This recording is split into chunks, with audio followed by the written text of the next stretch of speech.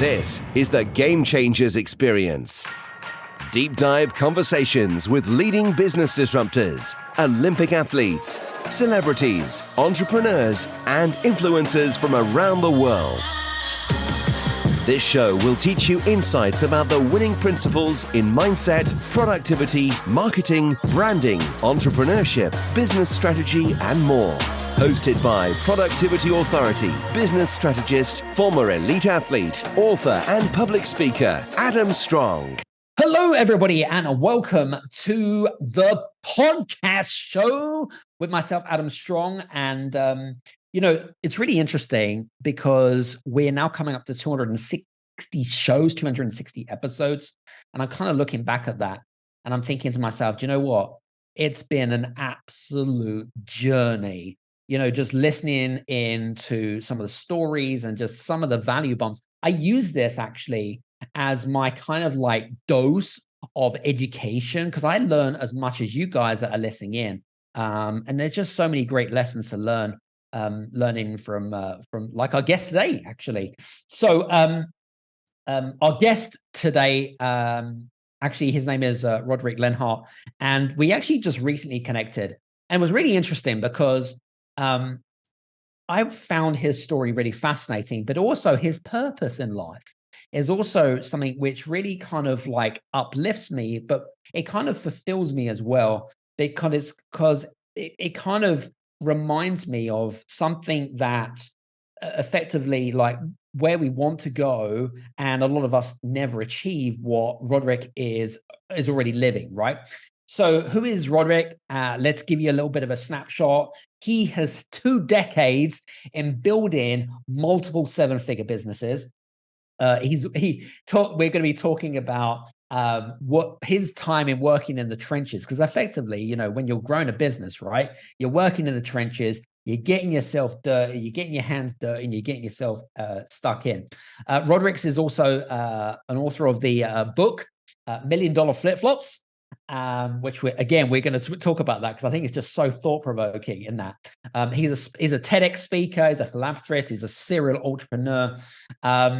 Interestingly enough, he's built 7-figure businesses, but he's also lost 7-figure businesses, okay? He's walked away from 7-figure businesses, and he's also been in positions where effectively he's lost everything and built it back up again, all right?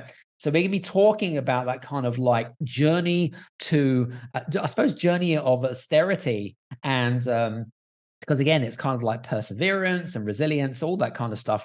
We're going to be talking a little bit about Rodric's first taste of entrepreneurship, which is similar to myself. We're going to talk a little bit about that, the context to what $1 Million Flip-Flop is, because again, we actually spoke about this offline and talked about my good friend Ash Lawrence and Flip-Flop Psycho, which was kind of funny. Hi, Ash. The other thing we're going to talk a little bit about as well, I'm going to go deep with Rodric in terms of like, I'm going to be tapping into his emotional state, his decision making, why he made certain decisions at certain points in time within his career, his entrepreneurial career. I want to talk a little bit about why he shut his business down, what made him miserable, why he did certain things. I'm basically going to interrogate the guy, and hopefully he'll come out the other end completely human again. We'll see about that. Anyway, so for you guys that are listening in live, use the hashtag live, use the hashtag replay. If you're listening to this on the podcast, congratulations. Make sure you check out all the show description notes below. And make sure you check out Rodric's website, because he has an amazing purpose, by the way, okay? Which again, we're going to be talking a little bit about that and some context around that. So anyway, enough babbling on. Rodric, welcome to the show. Thanks, buddy. Glad to be here. Awesome. Lovely.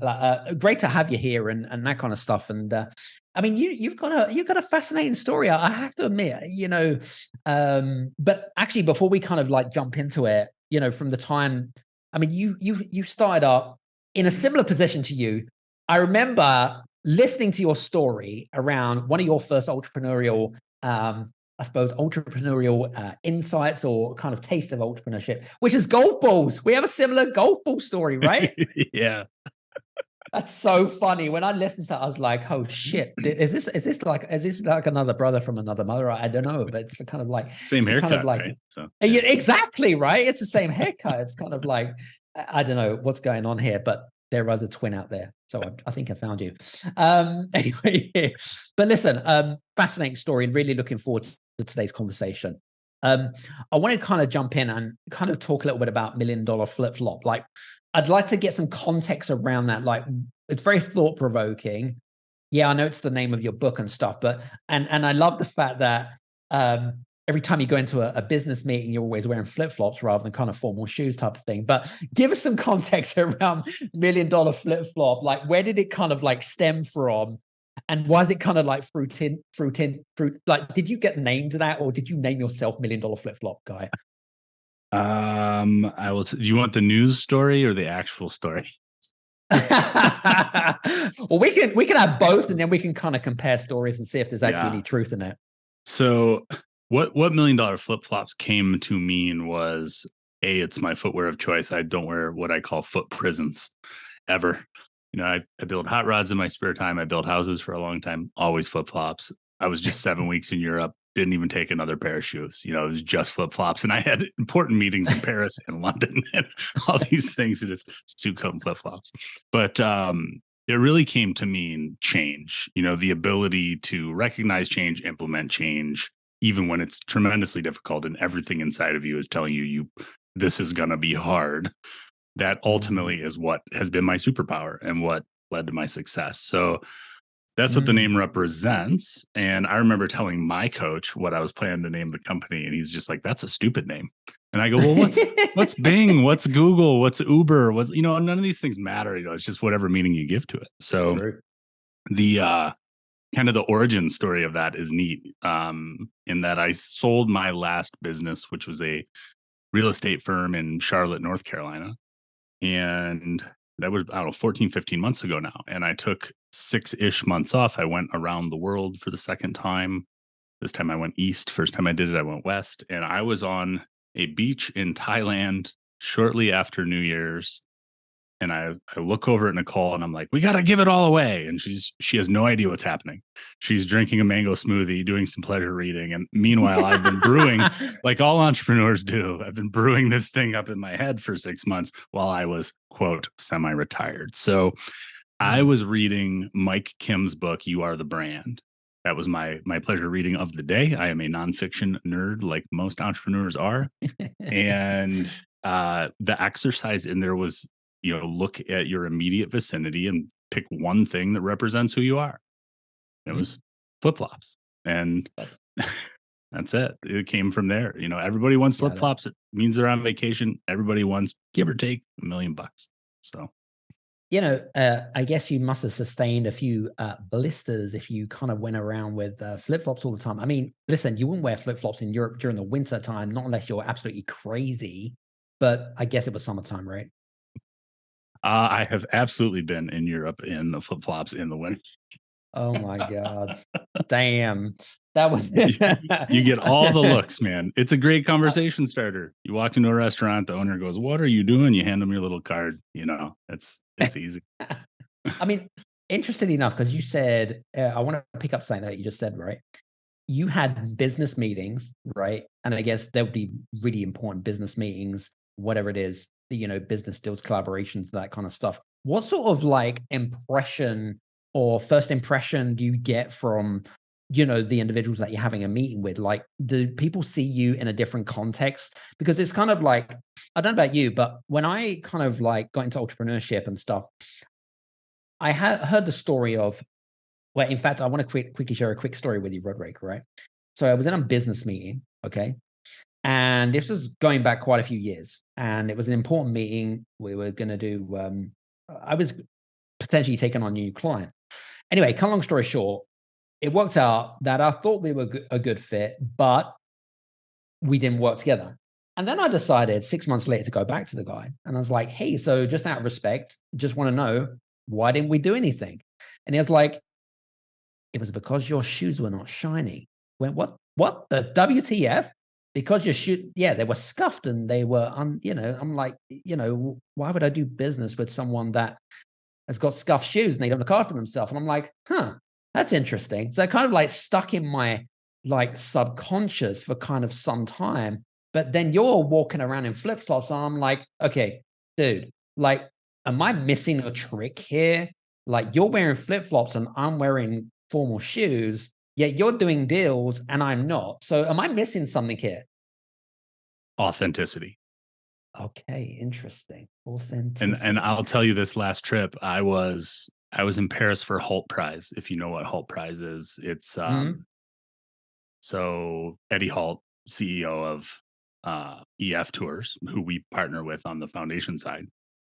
I'd never met Eddie, and that's a whole other story we could talk about, is how I cold called EF and had this brilliant idea to start this foundation. But they invited me to Paris for Halt Prize. So I'm walking around. There's maybe only 300 people there. We're at the Trianon.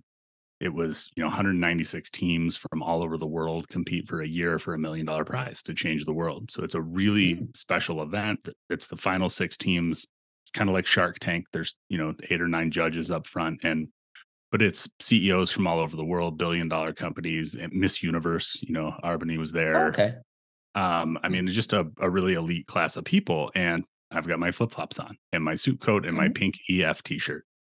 And, my mom would tell you, my mom passed a couple years ago, but she would say, I put on airs for no one. And I very much believe that the right people will be attracted to you when you are 100% your authentic self. And my guess is, Adam, that Shiny Shoe Man wasn't your ideal client anyway. True point. True point. That's a true point. I mean, we were going back quite a few years and stuff like that. But that's an interesting context, yeah, that's another good lesson that I learned today. Anyway, good stuff like that. Listen, I know you have built probably built at least 3, 4 companies, right? 2, 3, 4 companies, and you've built them and you've lost them and you closed them down and things like that. But before you kind of what was going to say to you, I know kind of around the age of 25, you got yourself a job, okay, which is fine. No, by the way, for you guys that are in a job, I'm not kind of, you know, hunting you down or whatever it is. We've got to have pay our bills, right? So first point in contact, because I mean, you start off entrepreneurship very young age, right? You had the appetite. You obviously clearly had a lot of success at the age of 19. But my point is, why did you get yourself a job at the age of 25? Did you feel like, oh, I need to go try something else? Like, what was the rationale behind that? Because I know that there was a really compelling and interesting story around that. But again, you don't really share why you actually got into kind of, getting yourself a job. Yeah. I'll Quentin Tarantino this. So we'll start with the waves method, which is, really what I teach, what's in the book. If you Got work it. with me one-on-one, we'll actually, I don't know if you can see that, but, we'll do a triangle model of what There your you business go. looks like. There you go. But ultimately the waves method is the bottom of that. And it's your why, it's authenticity, which we already talked about, Mhm, your mhm. values, exploring those 2 things, and then ultimately building a statement of purpose. And that waves method came from that period of my life where I was 24, 25 years old. I always say I was making more in a month than my parents made in a year. We grew up with nothing. I learned from a young age. That's why I was selling golf balls and selling candy at school and figuring out how to get a Nintendo and a bike and some sweet new Converse All Stars. So if I wanted it, I was going to have to hustle for it. And started multiple ventures through high school and into college that ranged from, automotive performance parts. I was wholesaling cables and electronics worldwide and, import export at a really young age. Nice. And I moved to Charleston, South Carolina, right after university, and left. I bought my first house when I was 22, Wow. and which ultimately led into my career in real estate and construction. But I was walking through the neighborhood one day, and there was a new home development. And I walked into the sales model and met this woman, Lane, who is still a great friend. And I saw her BMW out there, and I saw that she was working about 35 hours a week. And basically did nothing all day. And I said, man, I want to be on this gravy train. How does this work? Right. So I was still running. I had two businesses going at the same time. I ultimately, lifetime in sales, sell, water to a whale. But so I excelled in that job. And it's a Fortune 100 builder. I've got stock options. I've got 401k. I'm out at the CEO's house in Santa Barbara, all the things. And I'm absolutely miserable. I'm anxious. I'm depressed and worse. And every day I woke up with that, is this all there is feeling? And I think that's something that I think everyone goes through that at some point in this lifetime. And I consider myself fortunate to have done it at a young age, because I learned very quickly money's not the answer. And why did I do that? I was chasing the money. And if you look at my core values, money is not even in the top 5. It's freedom and autonomy and community. And so in what earth did I think that I could sit in a model home, not talk to 3-4 people a week, be chained to a desk, not be able to make my own schedule? How did I ever, no amount of money was going to satisfy those top 3 values? And I dug myself out of that hole by just going into every book I had ever read. I mean, I probably have 500 books sitting in this library right now. And I needed to build a decision filter. That's all I wanted.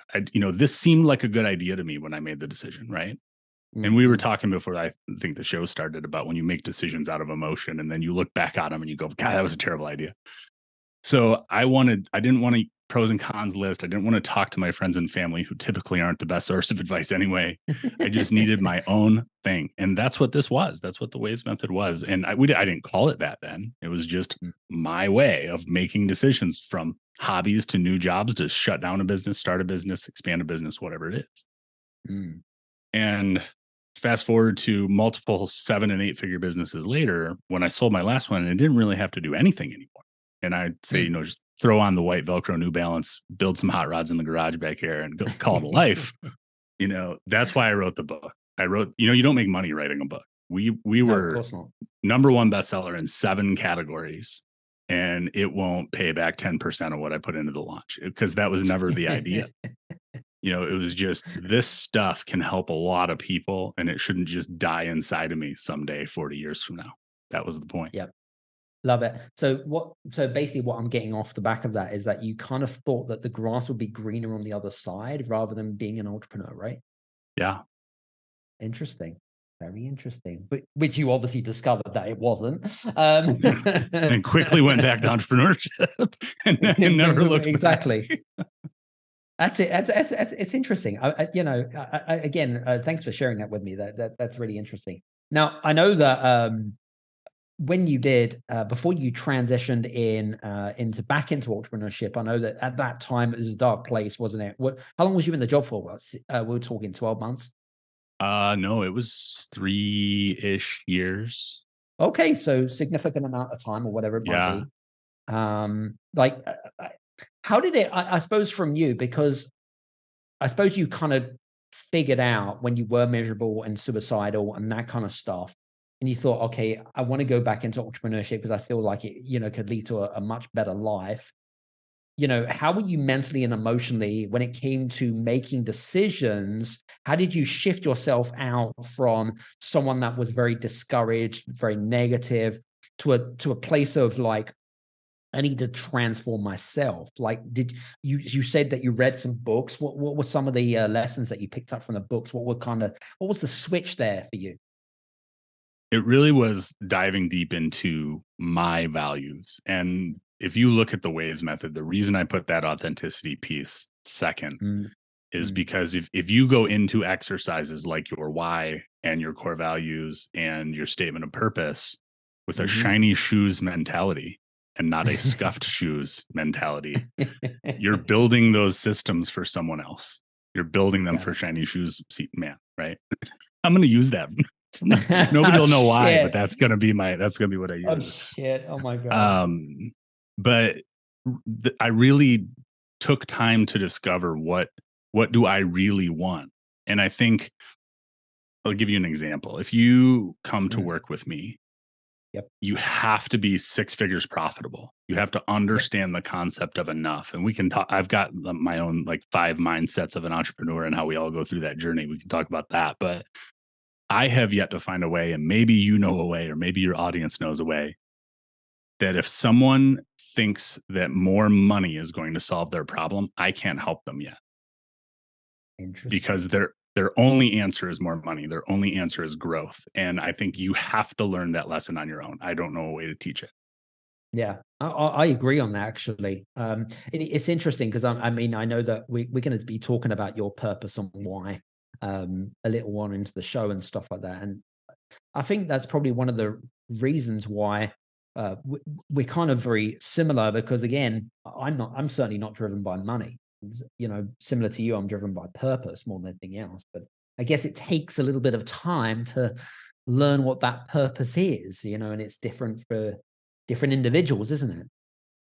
Yeah, absolutely. And I think you come to find that when you really are pointed and on purpose and working with the people you love to work with, doing the thing you love to do, you know, your magic, the money comes. You can't help but have the money come. And, you know, people will listen to this show and go, oh, it's easy for a couple of guys who are well off. Tell me to find my purpose and go do that. I got bills to pay. And they're missing the point. And that's why I can't teach that person that lesson. No, absolutely.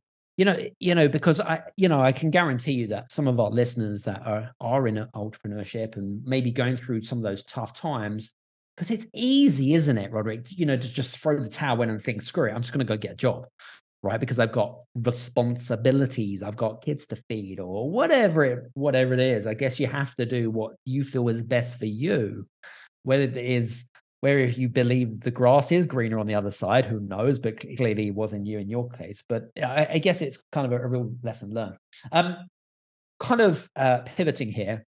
When you take clients on, for example, I want to talk a little bit about the comfort zone. Kind of interesting because again, we're talking about decision making here. You kind of touched a little bit around a little bit about it earlier on, but what are some of the questions that you ask either people that want to work with you, or maybe some of the questions that we could ask ourselves when it comes to trying to get out of that comfort zone? Okay, whatever that looks like, by the way, because it's different for different people and that kind of stuff. You know, because again, there are many things that holds us back, whether it be fear, whether it be whatever it is that holds us back. But I'd love to know when you sit down with a client, what are some of the thought-provoking questions that kind of make it a little bit uncomfortable for the other individual, that kind of didn't think about that and maybe I've overlooked it. But yeah, love to know what your thoughts are. Yeah. I mean, typically we'll touch on a little bit of the waves method. We're going to talk about your why. We're going to talk about your values and then your statement of purpose. I would say 2 to 3% of people that come through the door have a personal mission statement or a statement of purpose, but 100% of their businesses do. Why? Especially as an entrepreneur, if you don't know what you want and why you want it, you don't know if you're building a business that aligns with who you are. And it's nobody's fault. We're not better than anyone else. It's just that we're not taught to think that way about doing anything. You make the widget, you sell the widget, you sell as many widgets as you can, you're happy, right? That's the model of success. And you come to find out that that's not the way it is. And I think this is a good time to tell you, when there's 5 stages of entrepreneurship I've found for myself and that I see with all of my clients. And if I'm doing a triage call with somebody to see if they're a fit, I list these for them and they tell me where they are on this spectrum. And if they're not right at number 3 or a high 2 going into number 3, we're probably not a fit. It's a real easy way to figure it out. But it goes from believer to business Buddha. And the believer is, and tell me if you recognize any of these people, Adam. Okay. The believer, I have this thing. Everybody's going to want it. I'm going to be a billionaire on a beach in a month. I just need to figure out how to get my thing in front of as many people as possible. That's the believer. Then there's the showman. Wow. I would have said that's I would have said that's the delusional entrepreneur, but go ahead. We're trying to be positive, Adam. We're trying to be positive. Okay. Sorry. Apologies. So then it goes to the showman. Now the showman finds out people do want my thing. I've got the house and the SUV and I work 25 hours a day, 8 days a week. And I could make my own schedule, but I don't, because if I leave, the thing breaks and then nobody will buy my thing and I won't be successful anymore. And everybody tells me how great my thing is. Then you move into the anxious philosopher. This is my zone. This is the guy who lots of people want his thing. He's been around long enough and the thing is good enough that he can start to build a team. And he wakes up every morning saying, is this all there is? He's anxious. He doesn't know why. He has all of the Western versions of success, and he starts to feel isolated because I can't talk to my friend at the bar about how I have $1 million in the bank and how sad I am. But it becomes a very lonely place to be because you don't know who to ask. And your friends and your family are no help. Your business associates are no help. You can't go to your subordinates about it. You feel alone. And then you move into what I call the peaceful warrior. And that's the person who's done this deep dive on the work. They know exactly what they want and why. They either restructure their business, shut down their business, move into corporate America, whatever that thing is, but they've identified who they are and what they want and why.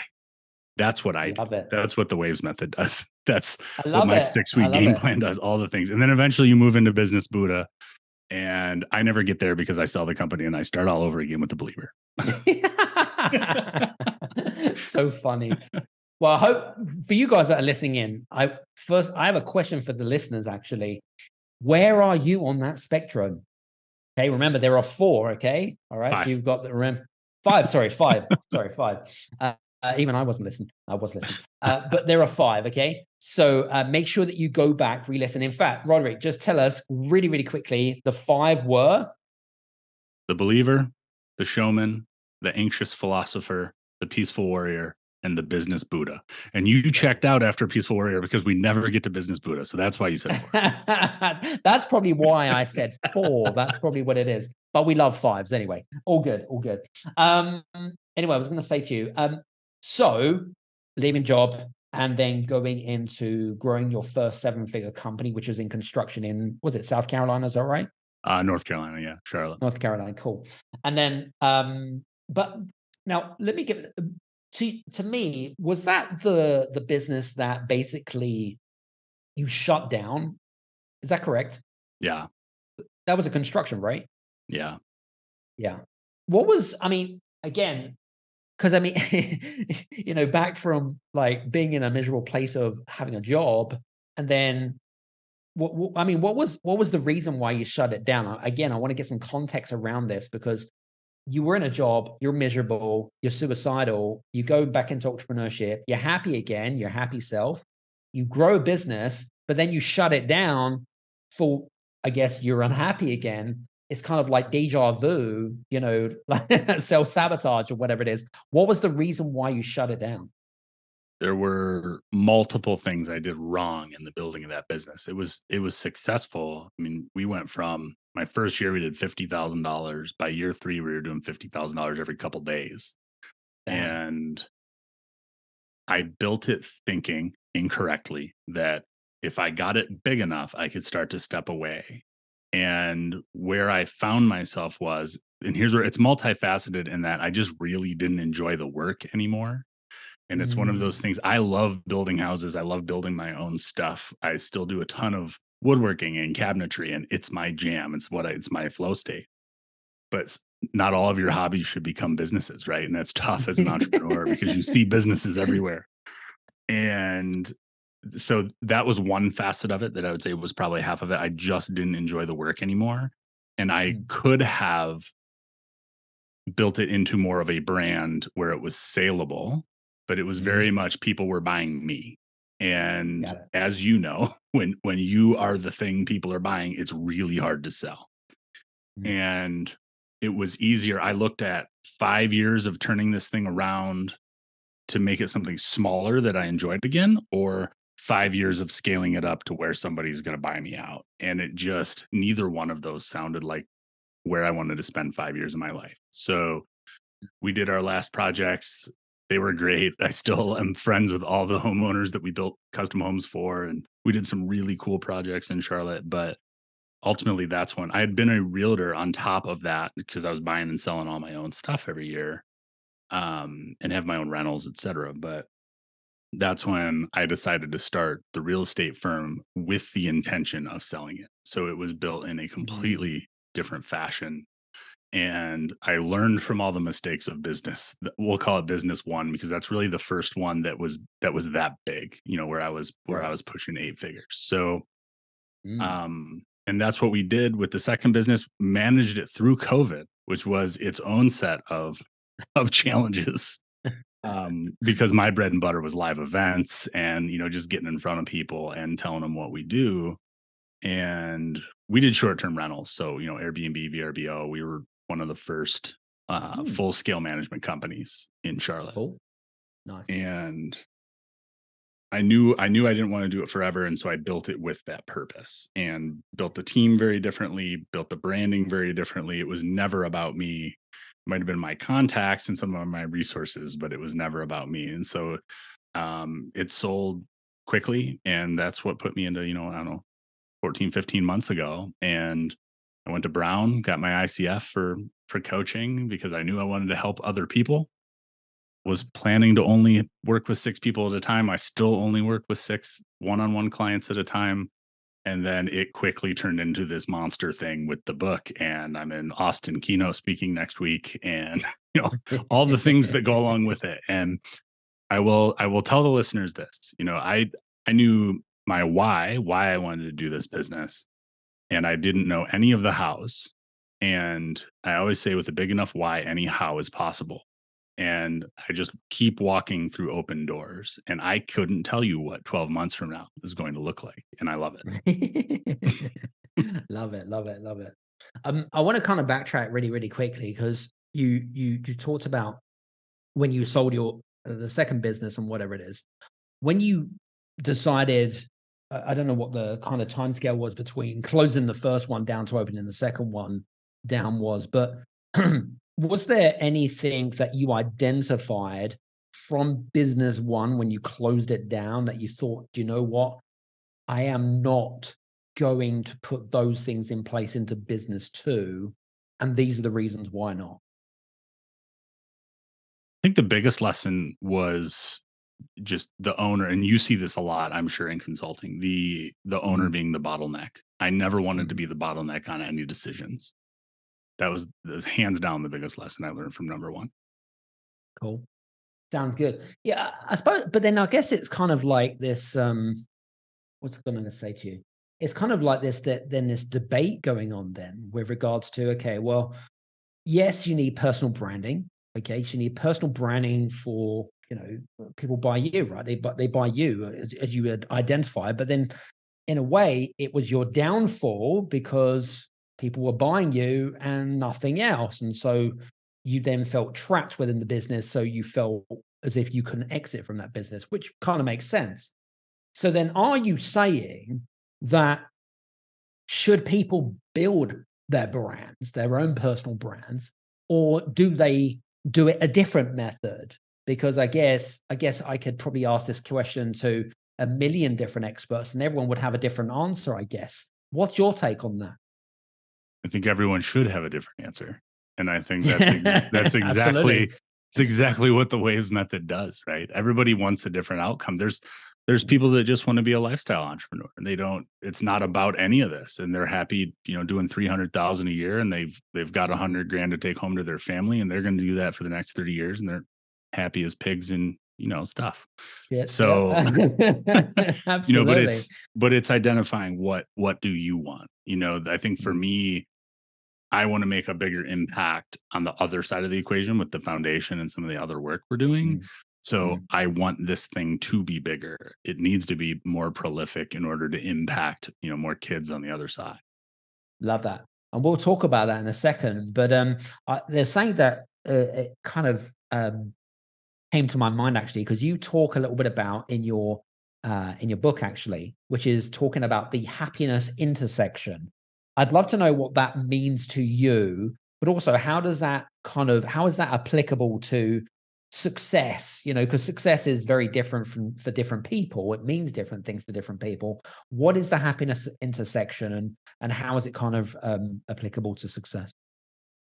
I consider the happiness intersection kind of phase two of what we do. So Mm, through the Waves method, through the book, any way you come into my world, the first thing is figuring out, what does Adam want? And Right. now we're going to build a business that serves that. So we're either going to turn your business around, we're going to start a new business, we're going to, whatever the thing is, the next right step is, we don't know that until we know what you want as a person. And then once we build a business that feeds your soul and does what you want it to do for the community at large, that's the happiness intersection. And both of those things need to be working in a very tight knit unit for the true definition of success to be able to come out. But I guess you've got to, us as individuals, we've got to learn to identify. You highlighted a few things: purpose, values, understanding your why, and and how to articulate that. You talked a little bit about that, and I suppose it's kind of like, this is going back to, like, with you, when you had your second company, your happiness intersection was doing something that you loved doing at the time, right? Is that correct? Yeah. Very cool.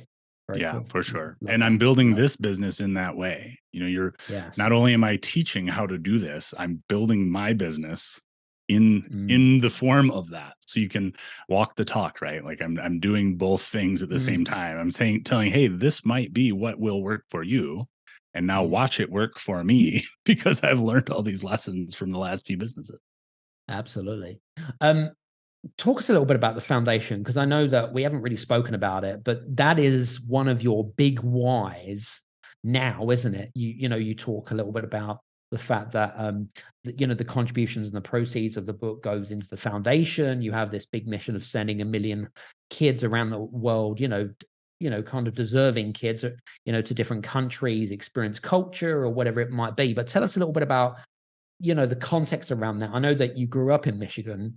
Was it because that you came from not so humble beginnings and it was tough in life? Like, where did that stem from? Where did you discover that purpose, and why do you do it?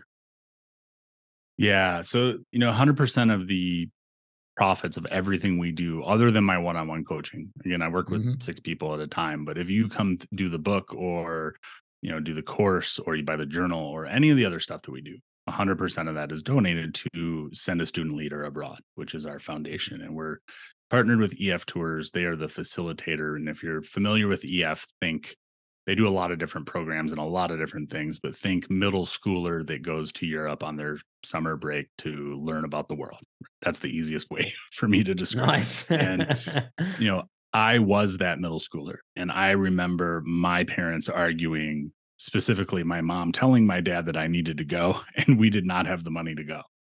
And ultimately, I went on that trip, and it changed my worldview. It changed what I saw as possible in the world. And it very much emphasized the know them, only us. If you never leave your hometown, or you never leave, certainly the United States, you don't, we're always taught, and this is a huge tangent, but all of our histories are the history of who we're taught to hate. We got to hate the French. Now we got to hate the English. Now we got to hate Spanish. Now we got to hate the Russians. Now, and if you ask everybody in a room, do you know any of these people? The answer is always no. It's just who we're supposed to hate this week, and until you travel, I mean, I've been to 60 countries on 6 continents now, and we're all the same. One Yeah. human family. We are all the same. And I think you learn a lot of empathy and compassion and things that you can't learn in your hometown on a trip like that. And, our foundation's goal is, imagine you're at a school, you're that kid who probably can't afford it. And then you find out that there's a grant available, and you can apply, you work with us. I coach the kids, or one of our partner coaches coaches the kids on how to hustle, how to sell some candy bars, how to make the money to go on this trip. It's not just a freebie, but ultimately we'll pay for the whole trip for them to go. And they're kids that they have to apply. They have to do a little video. They have to show grit. They have to show determination. They have to show hustle. But, imagine they go on this trip, they have this experience, and now they're going back and telling a community that is not having those conversations about their trip. So it is a very much an exponential kind of ripple effect that we're hoping for. And, my goal is to send 1 million kids in my lifetime. So that's very much my why. Very cool. How many kids have you started off with? Next, so we meet with EF in Austin on Tuesday, and we'll start sending our first kids in spring and summer. And I have absolutely no idea how many we're going to get to send next year. So it's all Fantastic. in the works as we speak, and it's Love so that. much fun to watch happen. Yeah, It's a great legacy project as well. I'm big into legacy and things like that. So yeah, congratulations on that. I thank just you. want to say Thank you. that was It's a lot of fun. it's a really it is a lot of fun, definitely, and it's a lot of I can't even call it self satisfaction. It just doesn't do it injustice. I suppose it's kind of like, it kind of, what's the word I'm looking for? Floats your boat. It's again, do you know what I mean? I get what you're saying. I understand. Yeah, Very cool. it's. So, I just want to say one more thing. Like it goes back to that why and that statement of purpose. And we all have those days and weeks and months when we don't want to do the thing. We don't want to make the video. We don't want to get on the podcast. We don't want to, whatever the thing is that you have to do. But then you think about, but I get to send all these kids. That's what a big why is about. So, final question, actually, before we wrap up today. I want to kind of, again, maybe for some of the listeners here that have built a business, right? And they're living what you did, right? Which they might not be very happy. Or they might have they may deem as a very successful business, if you like, right? But deep down, they're generally not happy, or they've lost their passion, because you clearly lost your passion in one of your companies and stuff like that. And they're destined for success, or whatever success looks like to them, but they're destined to do something else in life. Maybe they haven't yet discovered or haven't had the time to kind of find that clarity around them.